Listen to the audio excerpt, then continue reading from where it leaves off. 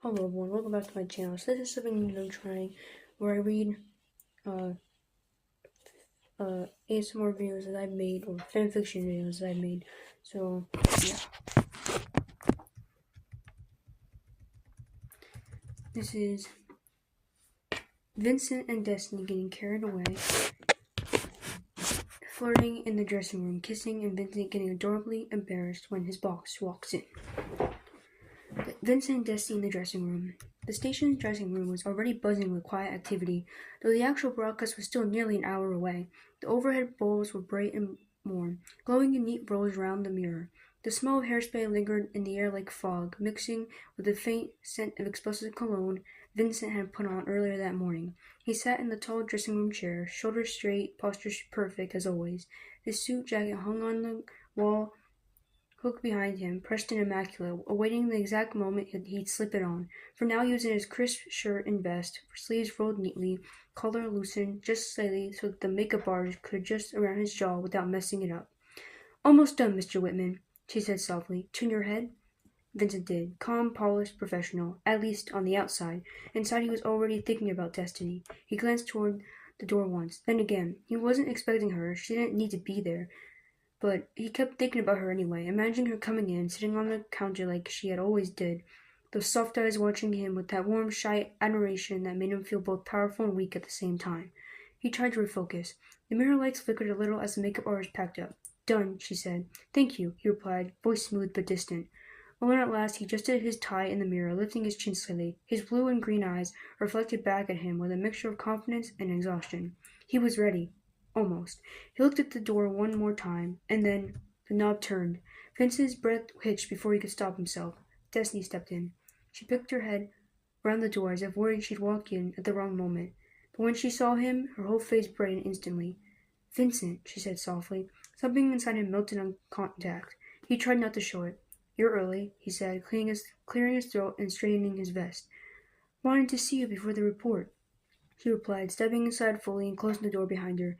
Her hair was neat but fluffy at the ends, her sweater sleeves slightly too long, her hands tucked inside them. She walked over toward him, smiling in that shy way that always made his heartbeat stutter. "I didn't want to interrupt," she added. "You never interrupt," he said faster than he meant to. She smiled wider. Vincent looked away, too quickly. "I mean, you're fine, it's fine." Destinee walked over until she was standing right next to him, her shoulder brushing the edge of his chair. "You look really handsome," she murmured. He nearly forgot how to breathe. "I always look like this," he managed weakly. "No," she said. "You always look good, but today you look extra good." He could feel himself heating up instantly. He tugged unnecessarily at his collar. "Is that so?" "Mm-hmm." She leaned against the counter, watching him with gentle curiosity, head tilted slightly. He tried to ignore the way her gaze lingered on his face, his hair, the slight curve of his smile he was trying desperately to hide. He grabbed his jacket from the hook, pretending he needed to adjust something, even though it was already perfect, just so he could have something to do with his hands. Destinee stepped closer. "So," she said softly, "are you nervous?" He stiffened. "No." "You're lying." "I don't lie. You lied to everyone except me." Vincent swallowed hard. She wasn't wrong. He tried to turn away from her, but her presence followed him like a warm shadow. She placed one hand gently on his arm. He froze. "You're trembling a little," she whispered. Glad you noticed," he murmured. "Totally what I was going for." She giggled. He looked down at her, helplessly caught in that sound. Her laugh always ruined him, in a good way, in the softest way. She stepped even closer, almost touching him chest to chest now, eyes shining up at him. "Vincent," she said, voice soft and warm, "I missed you." Something inside him snapped. Not in a dramatic way, not like rage or panic, but like a fragile lock inside his chest giving way. He stopped pretending, stopped holding on to the rigid professional mask he used for everyone else. He let his hand, tentative, gentle, rest on her waist. "You did?" he whispered. She nodded, face glowing. "A lot." He tried to speak, but his breath stuttered. His thumb brushed the side of her waist without thinking. Destiny's cheeks went pink. Then she reached up and touched his jaw, slow, delicate, almost reverent. Vincent's entire composure shattered in one hit. "Destinee," he said, breath light, voice trembling. "You can't just do that when I'm supposed to be professional." Her fingers traced lightly along the line of his jaw again. He exhaled, hard. "I like flustering you," she whispered. "I noticed," he whispered back. He leaned toward her without meaning to, and she leaned toward him too. It wasn't planned, it wasn't careful, it wasn't logical, but the moment their breath mingled, their foreheads almost touching, Vincent gave in. He cupped her face gently, carefully, reverently, and kissed her. It wasn't rushed or messy. It was warm, soft, full of everything he always felt and never said. She kissed him back instantly, hands sliding up to hold onto the front of his vest, pulling him closer. He melted, truly melted. His shoulders relaxed, his breath deepened, and every bit of tension he carried all morning dissolved the moment she was in his arms. His other hand found her waist again, holding her with that careful, hesitant tenderness he reserved only for her.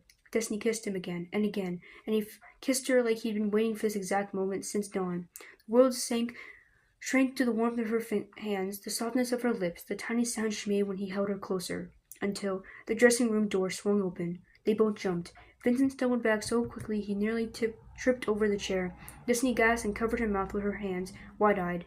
Vincent's boss stood in the doorway, holding a clipboard, blinking slowly like he'd walked into a science experiment he absolutely did not want to understand. There was a long, horrible silence.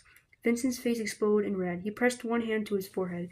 "Sir, this—" His boss raised a hand. "No, don't explain it. I'm choosing peace." Vincent coughed violently into his fist, trying to stand straighter. "We were simply discussing— she was helping me with face symmetry." The boss stared at him.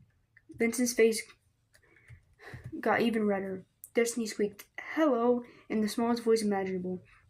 The boss sighed, pinching the bridge of his nose. "Whitman, you go on in 15. Try not to lose your composure between now and then." "Yes, sir," Vincent mumbled, mortified. The boss left. The door clicked shut. Silence.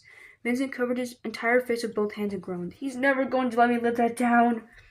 Destinee giggled behind her hands. Vincent peeked at her through his fingers. "Don't laugh at me," he grumbled weakly. "You're cute when you panic," she whispered.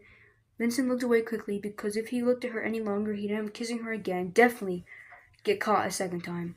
"I really like you," he muttered under his breath.